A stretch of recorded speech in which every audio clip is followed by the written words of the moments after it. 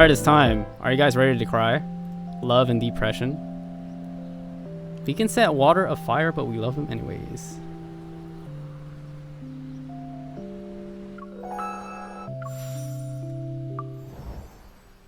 Okay. Who's ready for the main events?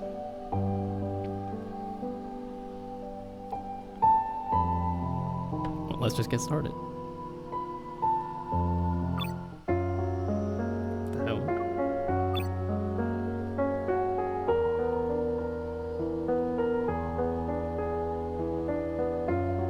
Ready to get hit? Okay. Thomas's art exhibition begins in a week. Rafayel art covers almost all of the walls except for one. Thomas announced that on the opening day, Rafayel's magnum opus would be there. However, until then, no one can see it, not even his sponsors. Of course, only Thomas knows that Rafayel's magnum opus is still. He finally finds Rafayel in his storage room after running around for a long time. Thomas stops to catch his breath. He wipes the sweat off his forehead with one hand and airs himself with his collar. "You're here? Not gonna take a bath today?" Rafayel doesn't spare Thomas a glance. His eyes focus on the building in front of him. It's a fortress made of thousands of identical pieces of fishbone, each tower a different height. "I knew you'd bother me, so I locked the bathroom door from the inside, but then I forgot to go in." Rafayel weighs the small bone in his hand, thinks for a bit, then places it on the top left corner of the fortress. Thomas furrows his brow. "And the key? I don't know. Fish brain," Thomas mutters. He takes note of what Rafayel is building. "You haven't even finished your painting yet. Why are you making this?" "Maybe it's because I can't paint right now." Feeling anxious, Thomas feels any work of Rafayel's is a masterpiece. He takes a step. "This is pretty good. Why don't we use this as your final piece? People can also see our great painter's installation art." Oops. Rafayel glanced at him. "You want me to rebuild this at the exhibition? It's 2,000 pieces. I don't have that much time." Thomas deflates like a balloon. He massages his temples and says, "The sponsors called me again today. They're very worried about the situation regarding the final piece. I know you don't care about these things, but it's not just about you. It's also about my reputation. I can't... we can't mess this up." Rafayel picks up a large bone, holds it in the air, then puts it back on the table. He focuses on the building, completely ignoring Thomas. Seeing Rafayel ignore him, Thomas becomes exasperated and says, "You've been painting for a while. Why don't you let me take a look?" Inside the studio, a painting as tall as the wall is covered in wet paint, filling the air with the smell of minerals. Thomas fancies himself as someone who understands art, but if he's being honest with himself, he can't tell what's missing from this piece. It's already good enough. Thomas snaps back from his daze and asks, "Isn't this perfect already?" "It's missing a color." Rafayel massages his temples, looking distressed. "Without that, this painting isn't complete. Is one color really important? It's already pretty stunning. Why don't we just display this first, then add the color after?" Thomas withdraws himself from the painting, his mind filled with thoughts. "Paintings I haven't finished will never be released to the public." Rafayel glances at Thomas's expression. "Don't even think about it. If you move this painting, I'll burn it." Thomas purses his lips. "You're a man of your word. Fine. But there has to be a deadline. How about 2 days, or 3? "I can't give you any more than that." Closing his eyes, Rafayel nods. 3 days pass in the blink of an eye. Thomas still hasn't heard from Rafayel. With no other alternatives, he returns to the island. On the beach not so far away, a thick branch dances across the sand. The man holding it stands up from time to time to look at the drawing. "I've said it before and I'll say it again. Everything is ready. Why would I lie to you?" Thomas shifts his phone from left to right, then right to left. You know his temper. No one can see the painting until the opening of the exhibition. "You're all the same." Ending his call with the sponsor's manager, Thomas walks around the man drawing on the beach. "It's been 3 days, Thomas says when he's close to Rafayel. "Mr. Artist, we have 4 days left until the exhibition. What are you doing?" "Did you go blind already?" Rafayel stands up and props the branch up with his right hand. At his feet, a drawing of the sea is in the sand. "If only you drew this at the exhibition." What's the point of it having it here? After admiring his work, Thomas quickly asked, "Did you find that color?" Rafayel slams a stick in the sand twice. "If I did, I wouldn't be drawing here," he says, slightly frustrated. Sighing, Thomas puts his hands on his waist. Let's go to my friend's pigment factory. There are thousands of colors there. You're bound to find one you want. No, Rafayel says. There have been chosen countless times by other people. I will never let them be in my paintings. Thomas sighs. I knew you'd be like this. I wouldn't have suggested this if I could afford to wait any longer. Chuckling, he continues in a wistful tone. You were like this when we first met. Looking up at the endless blue sea, Thomas closes his eyes. I remember back then, I compared myself to you. Thomas recalls that time when he was still passionate about art. At a charity event, his painting just so happened to be displayed alongside Rafayel's. Thomas had heard of Rafayel before. He thought he stood a chance against him. If his painting sold for a price higher than Rafayel's, then he would become famous overnight. With that thought, Thomas went to the exhibit early. This time, their works were quite similar in tone. Comparing the two, he noticed Rafayel's was more unique. Yet he didn't want to admit it. Thomas always thought his work was better than everyone else's. But those who approached the two paintings only admired Rafayel's and ignored Thomas's. Thomas reassured himself. These people only cared about Rafayel's name. They didn't know anything about the true meaning of art. Near the end of the exhibit, an old man approached the paintings. Thomas recognized this old man as a famous collector. Finally, someone who knew art. When the old man stopped in front of the two paintings, his eyes looked only at Rafayel's piece, such a passionate color. Only Mr. Rafayel could convey emotions like this. Thomas was consumed by jealousy. Mr. Thomas's painting is pretty good too, right? The old man took his glasses off. He glanced at Thomas's painting, waved his hand and said, "The red's off." Thomas's painting wasn't sold for a good price that night. It was the same night that he decided to let himself visit Rafayel. Rafayel only let him in when he heard Thomas was also an artist. That was the first time Thomas met him. Thomas wanted to have an artistic discussion with Rafayel about colors, but Rafayel didn't seem interested. He just sat at his desk, mixing colors in paper cups. Thomas asked if he knew his painting sold at a high price. Without lifting his head, Rafayel asked, "Which one?" "The one at the charity event." "Oh." At his lukewarm response, Thomas was confused. "Do you not want to know how much you sold it for?" "As long as it benefits the charity, I don't care how much money it makes," Rafayel said, then mumbled about the paint lacking something. He picked up his brush and looked for some color on his palette. Recalling the old man's critique, Thomas asked, "What brand of paint do you use?" As if he had never heard of that word before. Rafayel finally looked up at Thomas. "Brand?" Worried that Rafayel wouldn't tell him, Thomas decided to lay out his choice of paints first. Madeleine, Bailey, Curio. Those are the brands I use. I'll trade some with you. Good night, Brianna. Rafayel stirred the contents of the paper cup with a small brush.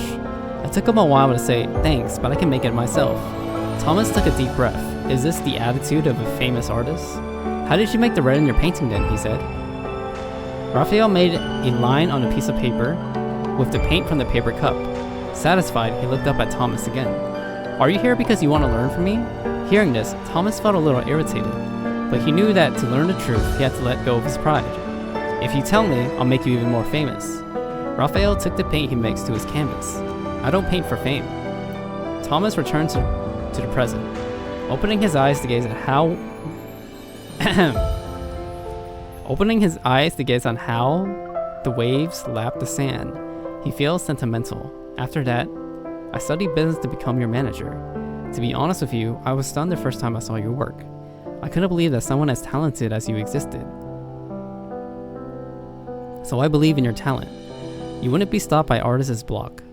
You..." Turning back, Thomas's words stopped in his throat. Rafayel's figure moves further and further away, eventually becoming a small dot in the distance. With 2 days left until the exhibition, Thomas decides to take matters into his own hands. Darkness covers the sea and the island, and the studio is lit up by the moonlight filtering through the window. Thomas sneaks inside. He glances around, and when he doesn't see any signs of Rafayel, he fixes his gaze on the giant painting leaning against the wall.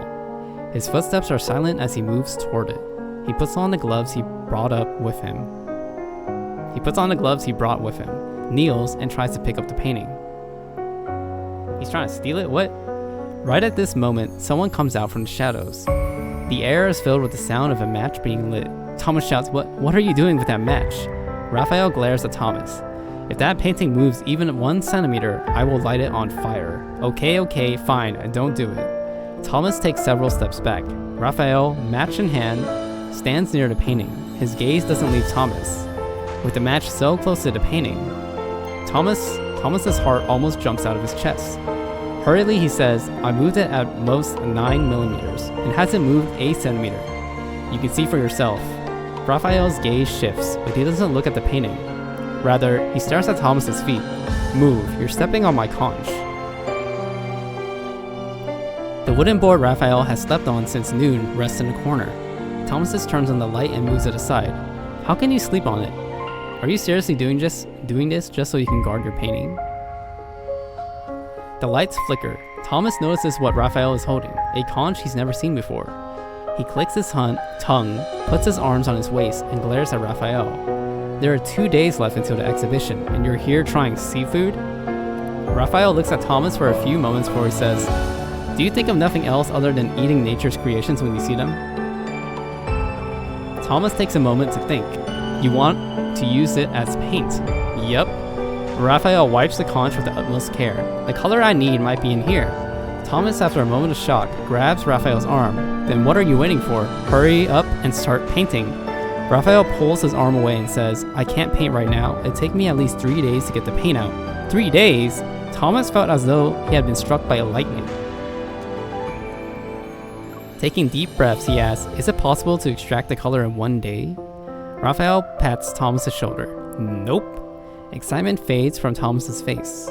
On the night before the exhibition, Thomas calls Rafayel for the 10th time, but to no avail. He takes a deep breath. He knew he'd be like this. Thankfully, Thomas has a plan. It's not the greatest plan, but at this rate, he has to give it a go. It's been 3 days since the end of the exhibition. A mountain of conches sits in the corner of the studio. Leading up to an assortment of paints, pieces of conch shells are scattered across the floor. Rafayel stands in front of the painting with a brush. In his left hand, a roughly thumb-sized blotch of color stands out among his colorful palette. Thomas drifts into Rafayel's studio with a smile. He sits at the coffee table and pours himself a cup of coffee. Glancing at Rafayel, he says, still smiling, You don't need to keep painting. The exhibition is over. Rafayel doesn't turn around. He drags his brush across the painting. I hung a frame on the wall, gave it a strange name, and called it a day. Everyone who came said it was the pinnacle of art. Who knew that a magnum opus could be so easily replaced with a frame? Maybe I still have some artistic talent in me. Seeing Rafayel ignoring him, Thomas's excitement fades. Putting down his coffee, Thomas goes up to Rafayel and looks at his painting.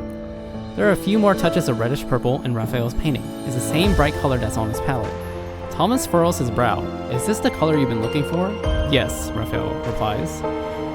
Thomas takes a step back to take in the whole painting. Then he moves closer. I can't tell the difference between this and the claret violet from the factories. Rafayel looks at him, speechless. Thomas glances at the conch shells nearby and asks, Did you extract the color from those? Yeah, it's called Tyrian purple. It took 10,000 conches to get 1 gram. It's a completely different color from claret violet. You can't tell the difference, Mr. Manager? Thomas scratches his head. Tyrian purple? Right, I know. Decades of art history have long since faded from Thomas's mind, but he vaguely remembers that Tyrian purple is a shade more precious than gold. Used only by royalty, ancient royal families. I know this, myself. But this color isn't rare anymore. Thomas says, after all, technology is so advanced now. It is rare though. Rafayel dabs his paintbrush and paints another stroke onto the painting. Do you remember the vermilion you were looking for so many years ago? Thomas doesn't turn around. It's been so many years, I gave up looking for it. Besides, no matter how much I tried, I can never mix a color as great as yours. He snorts. A unique vermilion? Does that even exist? Of course it does, Rafayel says. Vermilion is a super rare color in ancient times. You should know. Well, yes, because the process back then wasn't as developed, and they didn't have the technology. They could only use bugs to make that color, so they need to take into account the cost of catching them and storing the materials. It's a very expensive process, so of course it was rare. Thomas continues to calculate the total cost. It being labor intensive is one thing, But that's not the reason it's rare. Adding another stroke to the painting, Rafayel continues, an insect can only give so much red to a painter's work. The vermilion nowadays can be easily synthesized with chemicals. Thomas doesn't understand Rafayel's point. Isn't that great though? More people can paint now. Good night, you'll say. More paintings have the same pigment, made at the same factory at the same time with the same chemicals and formulas. Rafayel says, no matter how much these people mix or tweak their pigments, they will always be confined to a set of rules. The color they make no longer comes from a unique bug, just like how claret violet doesn't come from a unique conch. With that, Thomas finally understands. The works of the painters in the days of yore are priceless because of the scarcity of their paintings. No one can reproduce their works, which makes them unique. There's nothing more precious than being one of a kind in this world. The same goes for color. With the last smear of Tyrian purple, Rafayel puts away his brush and looks at Thomas. This is the unique color I found. Thomas is dumbfounded. He looks back at Rafayel's painting, Tyrian purple and all, and it does seem a little different. Thomas can't tell exactly what had changed, but he knows that this one will be the most precious paintings in the world.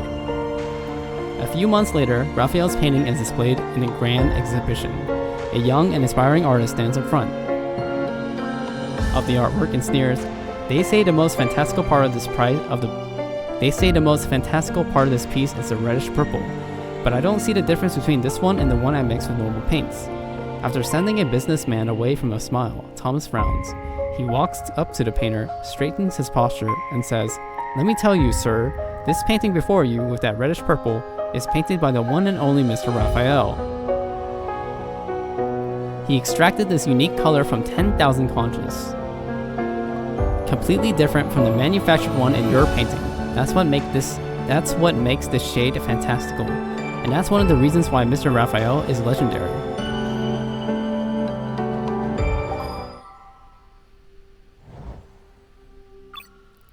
Ignition.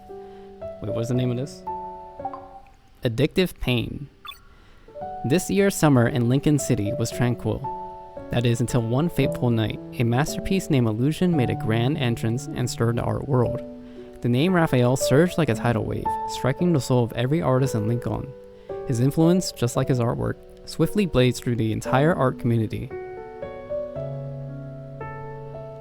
As the exhibition ends, Rafayel is greeted by art world representatives from over a dozen media outlets outside the venue. Just as expected, "Mr. Rafayel, we're from Face to Art. May we request a moment of your time for an interview? We promise it won't take long. Mr. Rafayel, may I ask what motivated your sudden decision to return to your homeland? Some criticize your artwork as baseless fantasies and devoid of soul.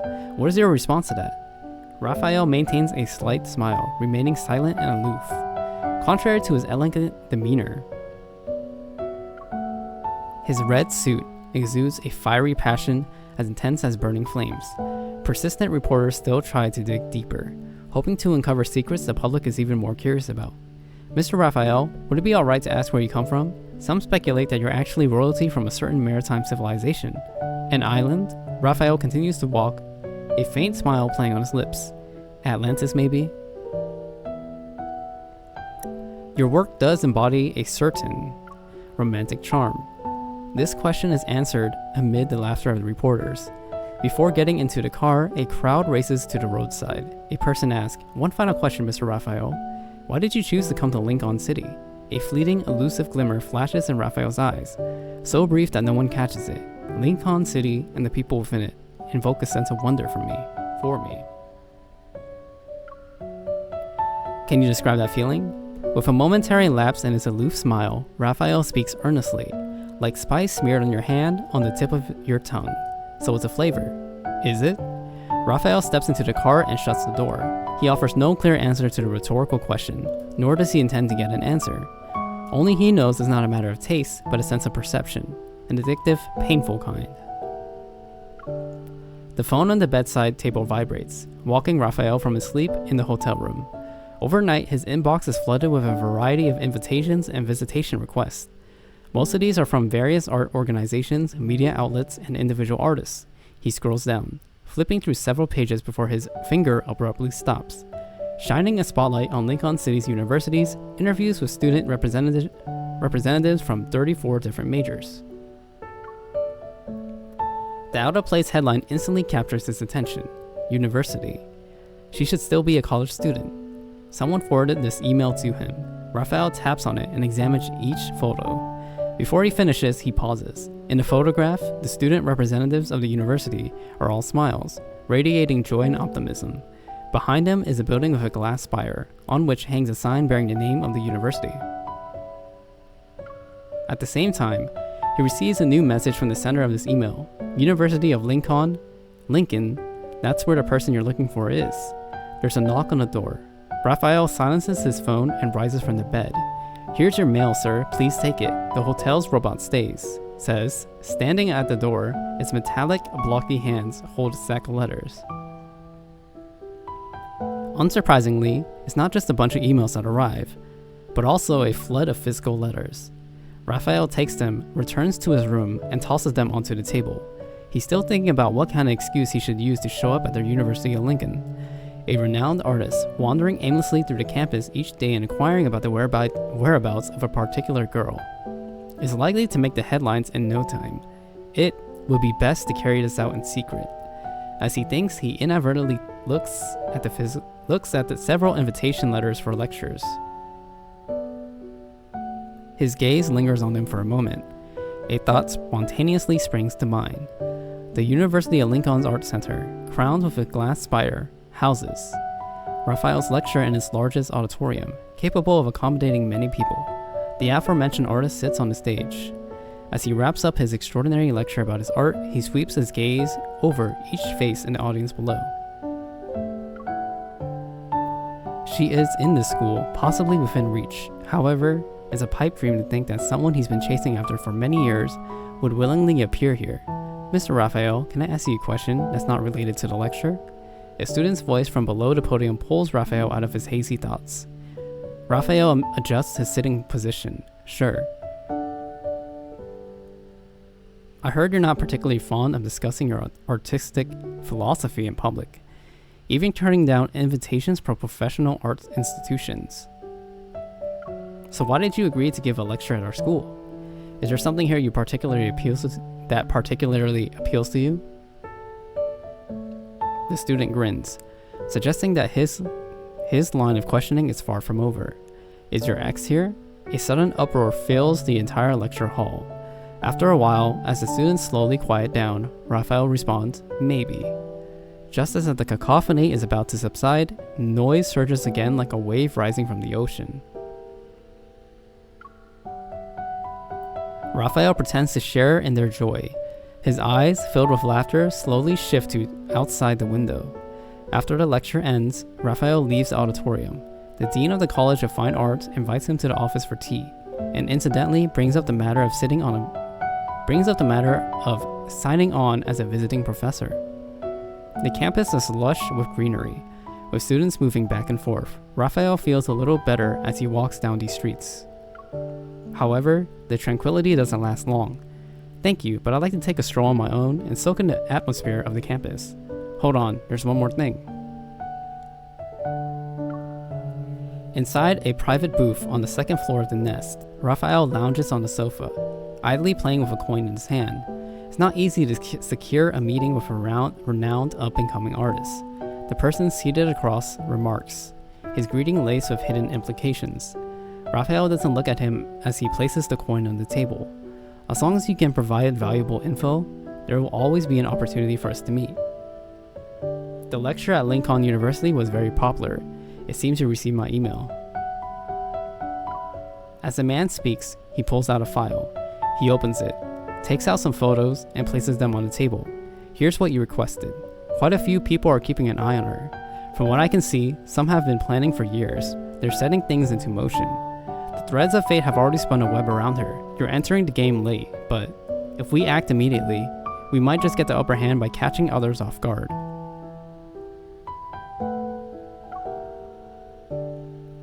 Rafayel listens half-heartedly, scanning the photos with no discernible emotion. To join now, it would be a late entrance, but he doesn't need to. He's been in the game since the beginning. What do you have in the others? The man shrugs. I can't dig any deeper. With your current status, you should have more channels on me than me. He takes out another photo and places it on the right. Here's a bonus just for you. She's in the photo, captured from a distance. Rafayel's expression becomes a little colder. I believe I told you not to approach her. She didn't notice, just an ordinary college student, going to class during the day and spending time with friends afterward. She sometimes joins in extracurricular activities. She's completely unaware of us. Besides, is she your type? Don't ask unnecessary questions, Rafayel chuckles. He picks up the girl's photograph and stands, and don't do anything unnecessary either. Suddenly, flames incinerate the file in the man's hands, as well as the photos on the table. It is intense, blinding. Otherwise, you'll never be able to work with anyone ever again. Is this Lufer? What's his name again? Sutherland. I think that's his name. Bait. Lincoln University's campus is accessible to everyone. Rafayel strolls under the shade of the tree-lined path, surrounded by hundreds of people. Ever since he gave that lecture, he has grown to love the campus ambience. Green leaves and red bricks. The area resonates with simple, crisp laughter and shouts. Even the air is saturated with the floral scent of late summer. Invigorating and refreshing. What a free, shallow sea under the sun. The water is so clear that one can see the bottom. Everyone is but a school of fish in this vast ocean, including himself. But she is only bait, disguised as a tiny red fish. It's possible that at this very moment she's in the crowd. She may be still in some classroom he has yet to pass by. It's possible that in an unguarded moment, unnoticed by him, she has already brushed past him. No matter where she is, her aura has already attracted too many predators that don't belong in these waters. Rafayel knows if he takes the bait and appears by her side without meticulous planning, he will undoubtedly become prey, and there might be someone lurking in the shadows, using her as bait to capture him. Rafayel knows that since he's already reached this point, there's no need to rush. He must ensure his absolute safety before doing anything rash. Moreover, he's willing to spend the rest of his days with her. He wants to settle the score with her, bit by bit, slowly and steadily. At this thought, a deep-seated pain stings in his heart, gradually seeping down, permeating his entire being. This process is undeniably painful, yet it's addictive. A leaf flutters, landing on Rafayel's shoulder. He stops, brushing off the leaf, and his gaze falls upon the scoreboard standing nearby. By a strange twist of fate, the photograph of a familiar face is right there. Rafayel recognizes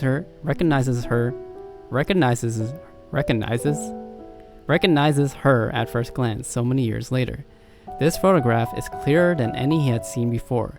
He can recognize her features, which have been changed a little from what he remembers. She's no longer as young as before, yet her eyes still twinkle with the same mirth as they always had. A voice echoes from deep in his heart. Long time no see. Aren't you that famous painter, Raf? The students nearby notice him and burst into excitement. Rafayel turns around and shushes them. The other person is overjoyed. Rafayel points to the picture on the board and asks, "Do you know where the students of this major usually have their classes?" No one can resist helping a well-mannered, renowned person. There's no fixed classroom for lectures, but most students take their elective courses on the 5th floor. He points to the facility behind him, at that building over there. Rafayel looks at the building for a moment, then his eyes shift to the floors. 1, 2, 3, 4, he's counting. He counts out 50 steps. In 50 steps, he will be that much closer to her. Thank you. Also, please don't mention this to anyone else. No problem, but does your... Sure, Rafayel says and turns away from the bulletin board. But it loses its charm if you say it out loud. The more information he learns, the less hurried he feels. For every step they take, it will only take a few to reunite. Besides, he has taken the bait she used once before. A week later, the dean's office. Fantastic, he will be our visiting professor for a year, Mr. Rafayel. The dean of the College of Fine Arts, satisfied, puts away the 2-page contract Rafayel signed in the file. I hope we will have a wonderful time working together. Rafayel decided to be a visiting professor. Sometimes there's a unique pleasure in small fish swimming alone in a vast unknown whirlpool. So, Mr. Rafayel, do you have any thoughts on the topic for our first lecture? He gives it some thought for a while. Grinning, he says, let's start with the history of art. As he speaks, Rafayel turns his gaze toward a window. Let me tell you a story, a chapter of art history that never made it into textbooks. Soon, posters for the lecture series, Lost Sea, Lemuria's Art and Civilization by Rafayel, fill every corner of the campus. Inside the campus cafe, Rafayel is seated by the window. He's leafing through a slim book of colors. An almost empty cup of coffee is in front of him. The ancient civilization of Lemuria, a subject long forgotten, has suddenly become a popular topic on the campus with the help of Rafayel. There's an empty table over here. By the way, what was the name of the cake we ordered last time? It was absolutely delicious. Just as it was time for the mid-morning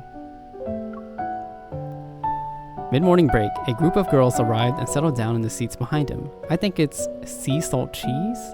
A familiar voice gently tickles Rafayel's ears. Sea salt cheese. Like a summer day by the seaside. That shell-shaped design. Outside the window, a leaf falls. The girl continues to converse with her friends, but Rafayel can no longer make out her words. A summer day by the seaside. Seashells, the sea. Though her voice has matured, her enunciation, the rhythm of her speech, and even the emphasis in her sentences, every word strikes like a drumbeat, awakening long-buried memories in his mind. Have you been keeping up with the Lemuria lectures at the art school? I want to attend one, but I heard the spots filled up as soon as they opened. Her friend speaks up with a heart full of sadness, yet the girl's voice carries a hint of confusion. Lemuria? You surely know about it. I was busy preparing for my thesis proposal, she laughs. The girl's confusion is somewhat weird, leaving him uncertain as to whether she has never heard of Lemuria before or is simply unsure what the lecture is about. Rafayel glides the spoon along the rim of his coffee cup as he listens. If the seasonings aren't sufficiently added, the spice will be a mediocrity. Mediocrity? The conversation behind him has already moved on. He sees no point in staying here any longer. Rafayel places the spoon on the coaster. He raises a hand and gets the attention of a passing waiter. Check, please. Morning in the studio of the art center. The students move their easels to the sides of the classroom. Their eyes focus on the canvas Rafayel has set up in that center. Mr. Rafayel, since the Lemuria lecture series ended, what's the next series going to be about? I bet it's paint. Look at that glass jar. This is a rare type of art class. Rafayel sits beside the canvas. He doesn't have a paintbrush or palette. Instead, he dips his hand into a vat of vibrant red paint. The students can smell a faint spiciness in the air. What are the plant ingredients in his paint? Chili peppers? He can turn that into paint, huh? As expected of Mr. Rafayel. We can use hot sauce to paint from now on. All you know is how to eat, as expected of a student. Amidst the commotion, Rafayel remains fully engrossed in his paints. Various chili peppers can give different colors. Using plant pigments for painting is nothing special. He pinches out a bit of red, rubs it between his fingers, and sniffs. The colors have already spread out in his hands, yet the scent remains too faint.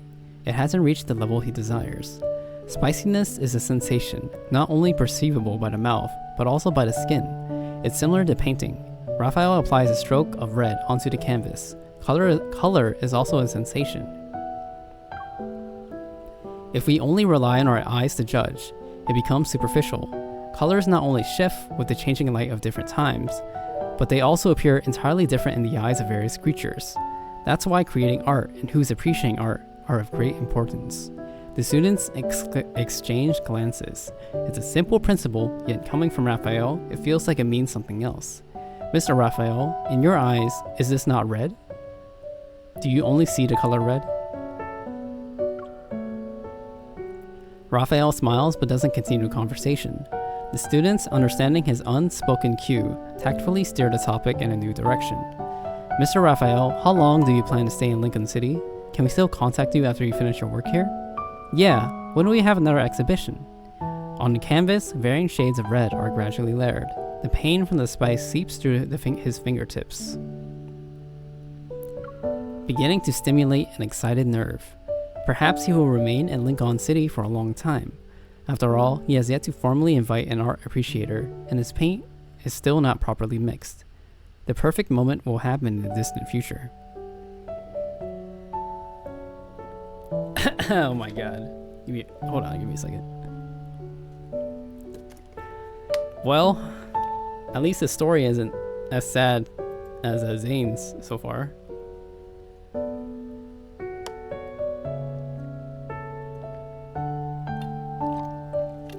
Woo! I have not experienced the deep depression yet.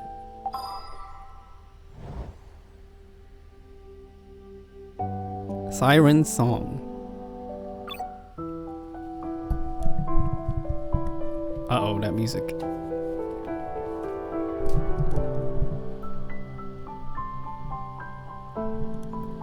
Maverick finally arrives at the beach. The siren who deceived him sits on the rocks. She turns around, smiling amidst the fragmented waves. His bloodline that spanned 100 years has met its end, its family crest stained with the blood of loved ones. The siren is responsible. He cherished her, yet she dug out their hearts with her own hands. He wades through the shallow water and climbs onto the rocks. His hands are marred with scars. These bloody hands had once cradled the girl's face, gently caressing her exquisitely sculpted features. But her love is a web meticulously woven with lies. The seawater wets Maverick's clothes as he slowly opens his mouth, singing a melodious love song to his former lover. It is the song she once taught him, a siren's ballad. His voice fluctuates from deep below the waves to soaring high above the skies, from sunset to moonrise, from high tide to low tide.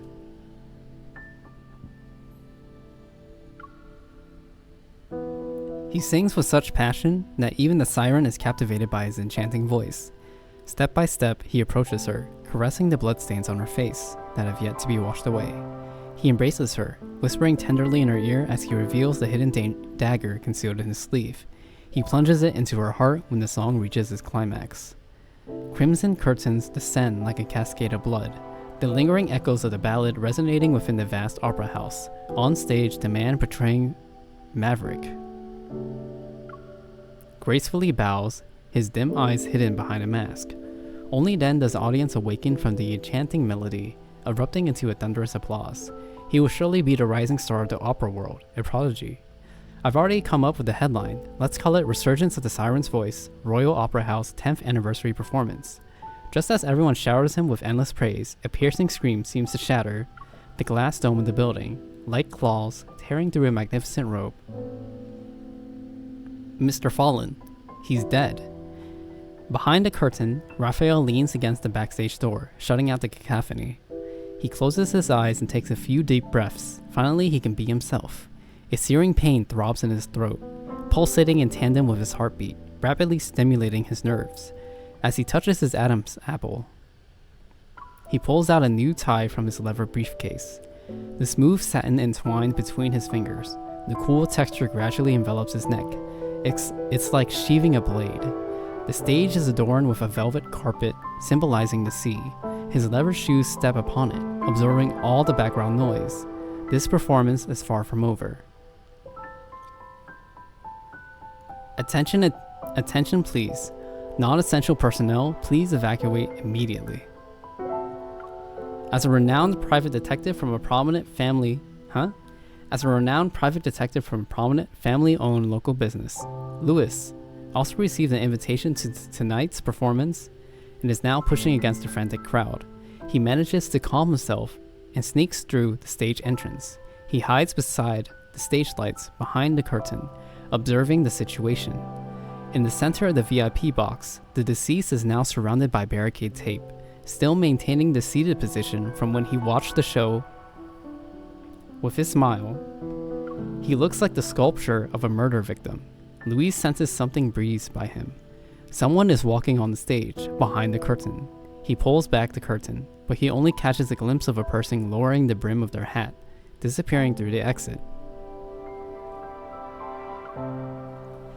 In the heart of Verona, Rafayel pushes open the cafe door. Before the tinkling of the wind chime fades, he heads straight to an empty table and takes a seat.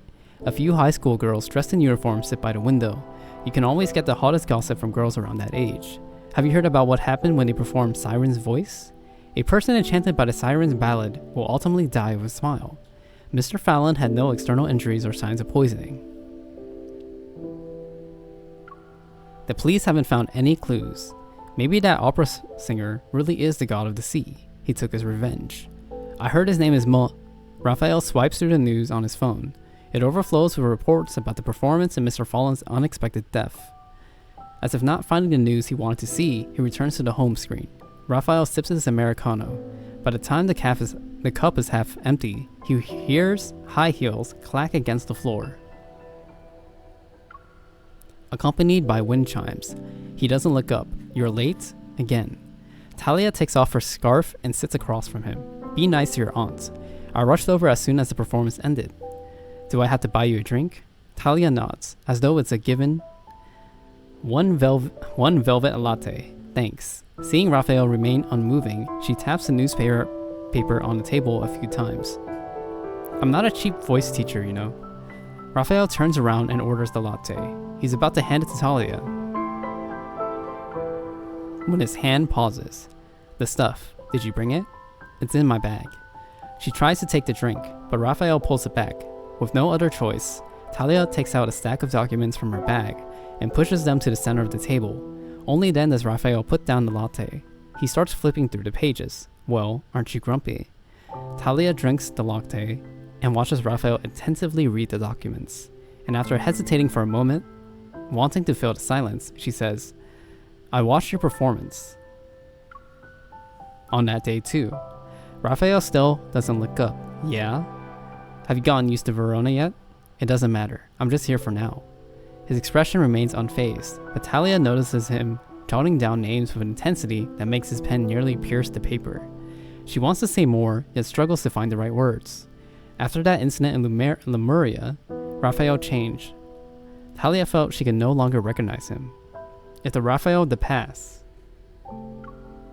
was a blazing flame, then the Rafayel now resembled a reef battered by relentless waves, outwardly cold and hard, yet riddled with cracks, vulnerable to crumbling from the next wave.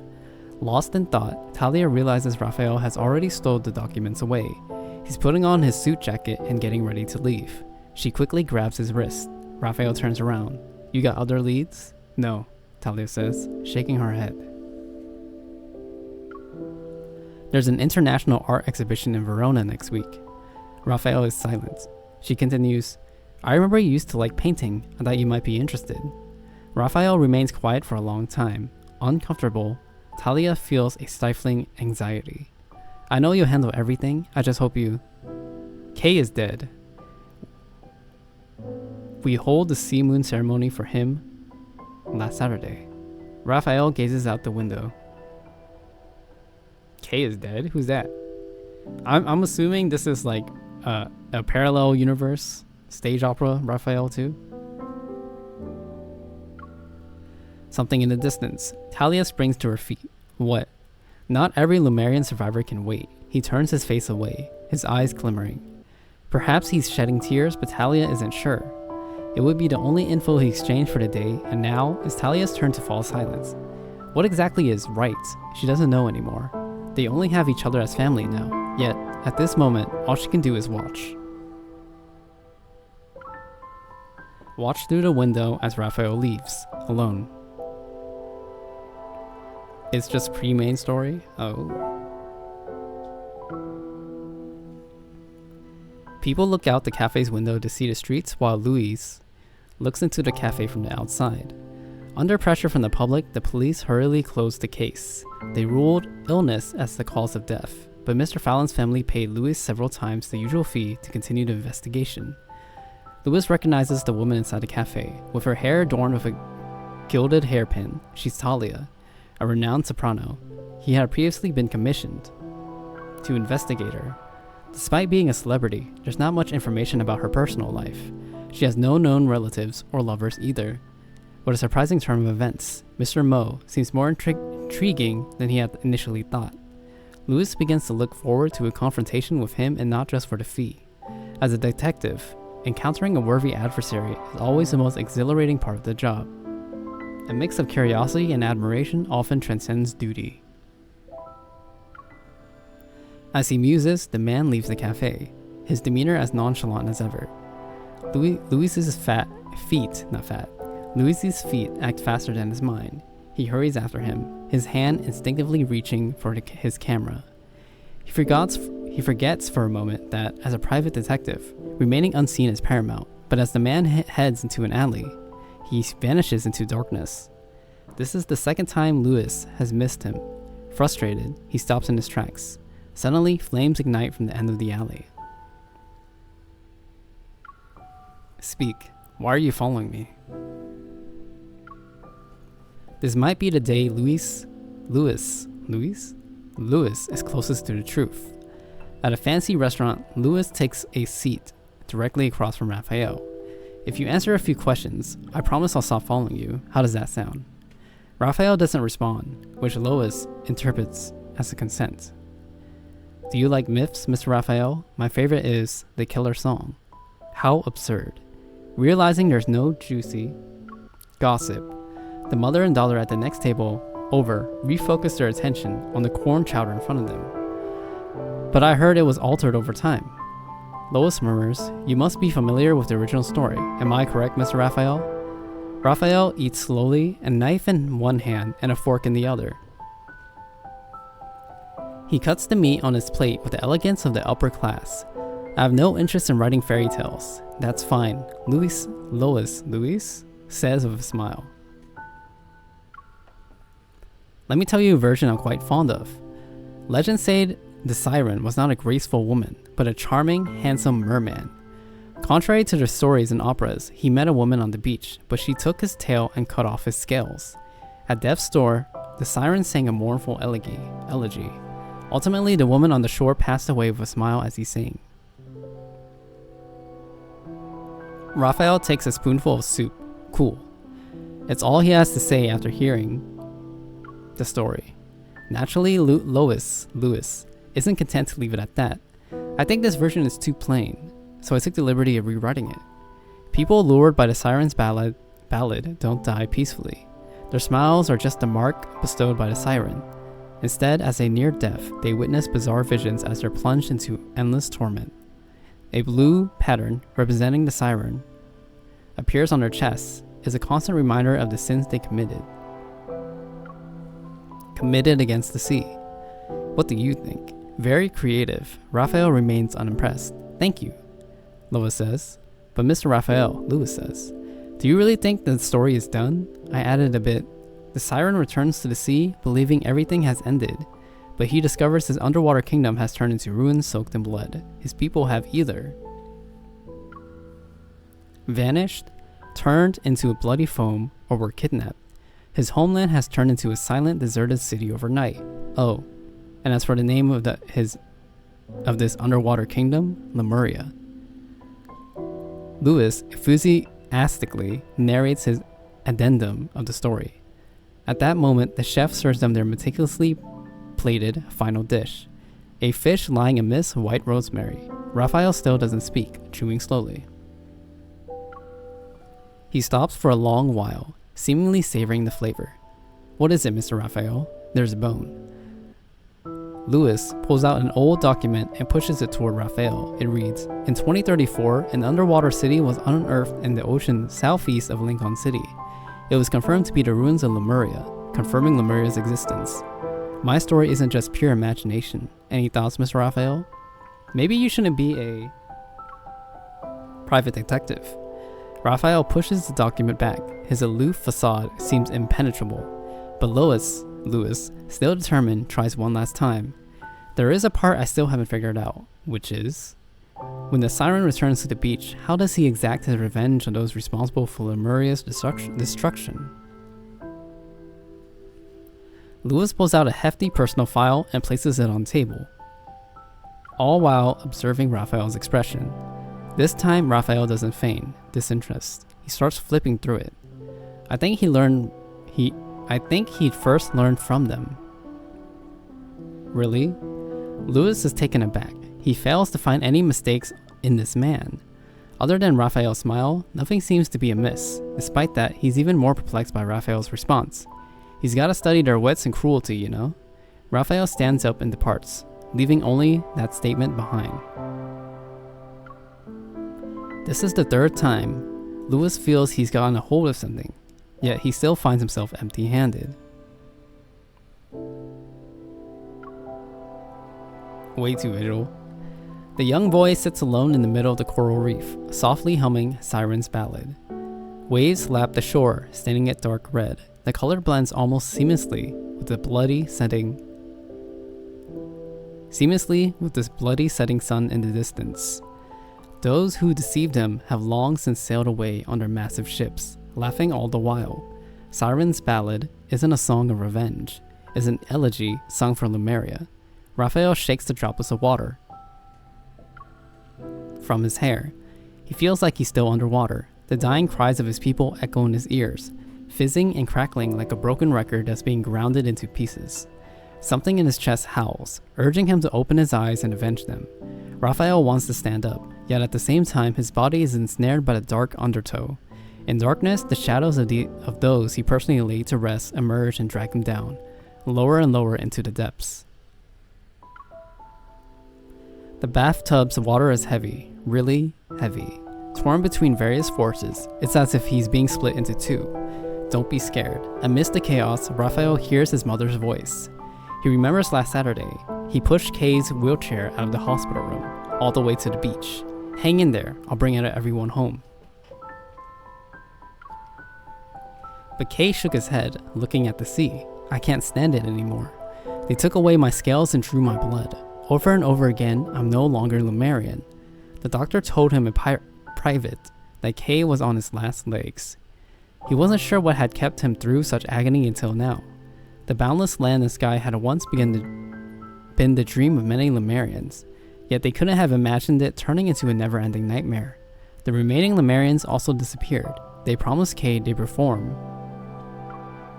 the sea moon ceremony, but Rafayel still found it hard to let go. When the moon reached its highest point in the sky, they pushed Kay's body into the depths of the sea, watching him slowly become one with the water. In the crowd, Kay looked at Rafayel and smiled. Rafayel read his lips. Don't be scared, he had said. Rafayel remembers a time from many, many years ago, though it's a faded memory now. He hid behind his mother during a sea moon ceremony. His mother gently pulled him to her side, allowing him to witness the ritual. Don't be scared, she softly murmured. The world gradually becomes clear before Rafayel. He takes several deep breaths, then wraps himself in a bathrobe. Barefoot, he steps onto the carpet and reviews the documents Talia had given him. By the time a reluctant Louis reaches the pier, Rafayel has already boarded the ship set to depart from Verona. It's perfect weather for sailing, clear, bright. The port radio station continues its 24-hour broadcast of citizens calling in. This is the 176th time about the special anniversary performance. Even though it ended several days ago, countless audience members who experienced it in person still praise it as a groundbreaking, unforgettable memory. Even I, Joanna, regret not having gone to see it. Now let's take the next call. After the call connects, the voice on the other end is sharp. Oh, that opera singer Mo. He's a real siren. His singing can seduce and kill. I'll follow him forever. The call abruptly cuts off. It sounds like an obsessed fan has lost her mind and is now descending into madness. The ship sails for many days on the vast blue ocean. Finally, a silverly white horizon appears. Rafayel stands on the deck, a suitcase with exquisite gold clasp at his feet. It draws frequent glances from other passengers. Dear passengers, our destination, Lincoln City, is just ahead. He takes out a stack of documents and sets them on fire. The ashes are instantly taken away by the sea breeze. Then, he takes out a business card from his card holder and flips it between his fingers. Who knew that the private detective's leads were, in some aspects, more comprehensive than his own?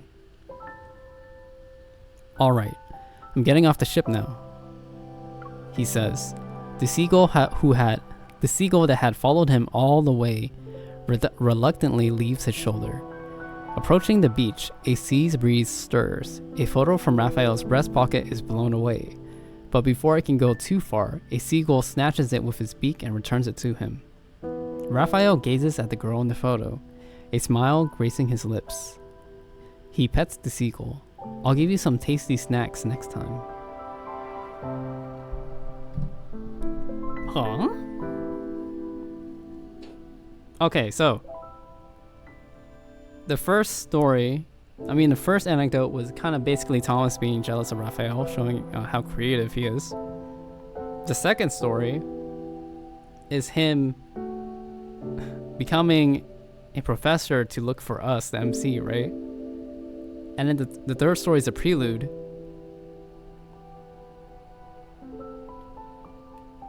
But I feel like this anecdote did not reveal much compared to Zane and even Xavier.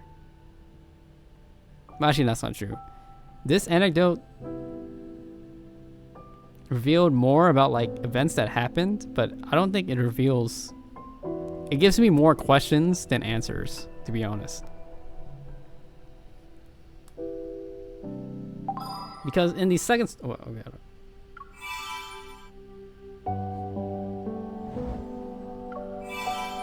because in the second story, he goes to the nest, and apparently we're a target. But I still don't know what for what. They basically happen in reverse. I agree. I got that part. What I mean is like, I still don't understand what we're a target for.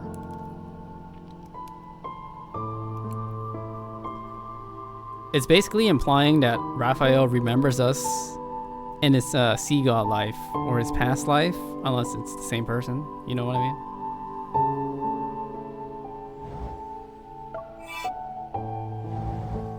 You know what I mean? You picking up what I'm putting down? But I feel like maybe a lot of these questions are going to be answered in the myths or other stuff that we're going to go through.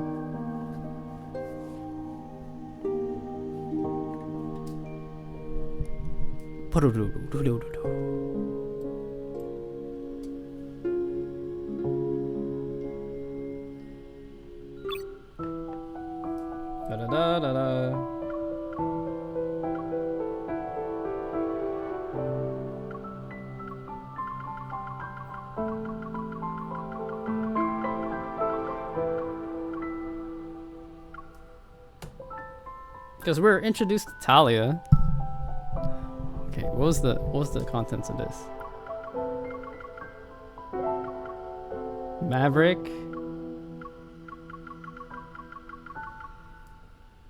Because there's Talia.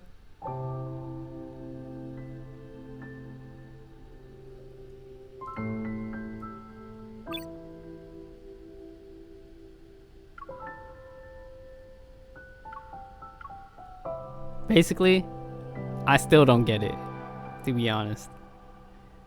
The basic gist is we met, but then forgot him sometime in this life, but he still remembers us and wants us to come back and remember him. So in this lifetime, in this timeline, we met him, but we forgot because we have amnesia, because we're the main character, right?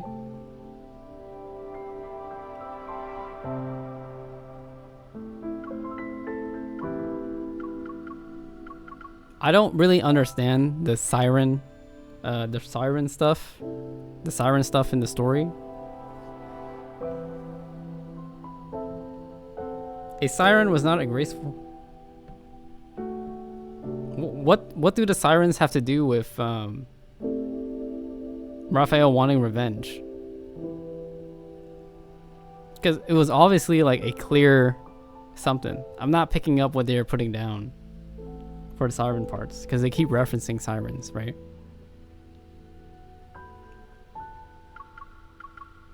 And then someone died.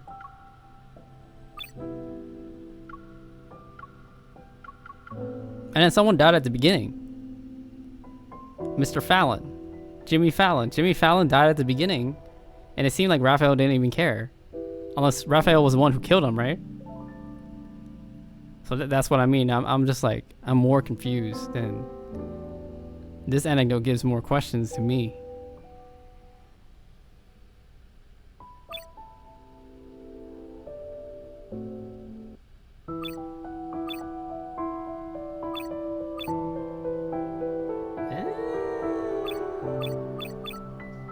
I don't get it. I don't get it. I don't get it.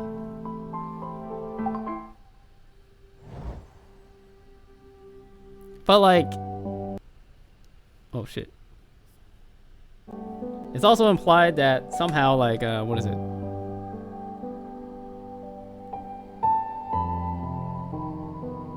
Yeah, I still don't get why we're being targeted by the Nest and everyone else. Some of these anecdotes still confuse me too. Because Rafayel knows that other people are also targeting us, but for what reason? Unless that's explained in the main story, but I didn't catch that either. Because obviously this event is tied to us getting drugged at the club. I don't remember what happened after that.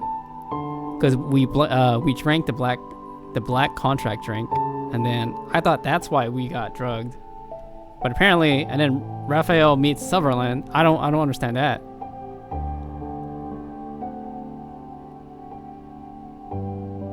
It's paralleling him to a siren who drowned people who hurt him.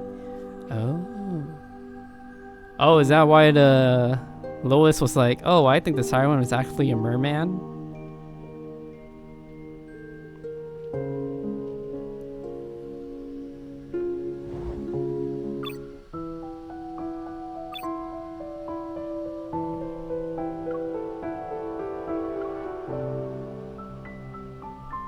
But a handsome merman, contrary to the stories and operas, he met a woman on the beach. But she took his tail and cut off his scales. At Death's store, the siren sang a mournful elegy. Ultimately, the woman on shore passed away with a smile as he sang.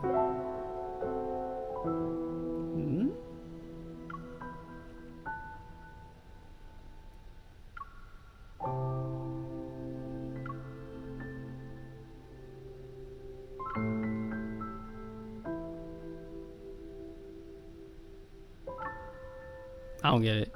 When the sirens return to the beach, how does he exact his revenge on those responsible for Lemuria's destruction? Huh? Raph is tracking people who helped attack Lemuria and his revenge killing them. But like, wasn't Lemuria sunk like thousands of years ago? Or like hundreds of years ago or something? It's sort of related to his third myth, I think. See, this is what's confusing me, right? Because if he's the sea god, I still don't have like, how does he be the sea god, have Lemuria sunken, and then he's still, you know, now he's just a dude at Lincoln City? It doesn't make sense to me. Lemurian people are still out there, endangered because people hunt them.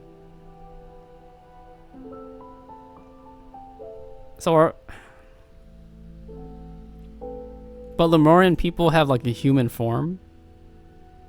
Because they're just not mermaids all the time, right? His powers are dormant.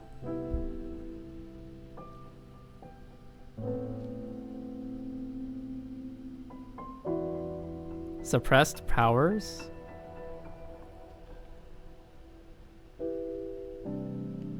But he wasn't reincarnated, he's just still the same person?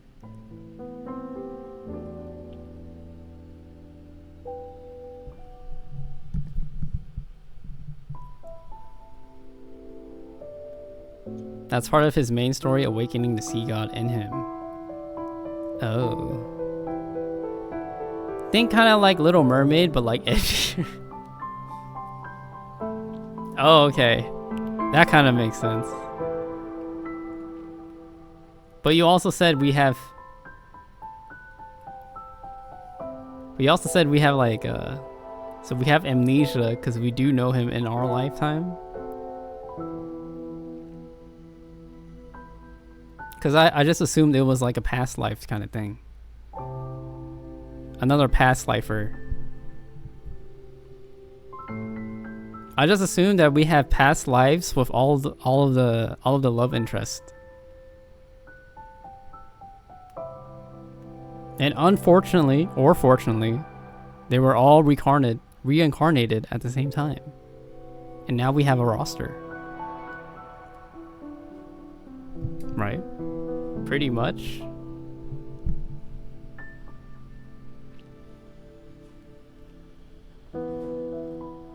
Pretty much.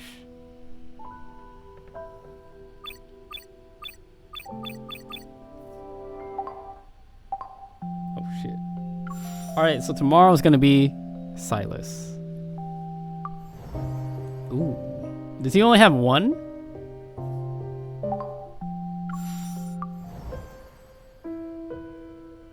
Silas and Caleb only have one? Am I crazy? I personally think Raph also has amnesia because he doesn't remember everything. MC's basically been with all of them in their past lives. Yep. Oh. I guess we're doing Caleb and Silas tomorrow then. You're waiting for the anecdotes to be updated. Ah.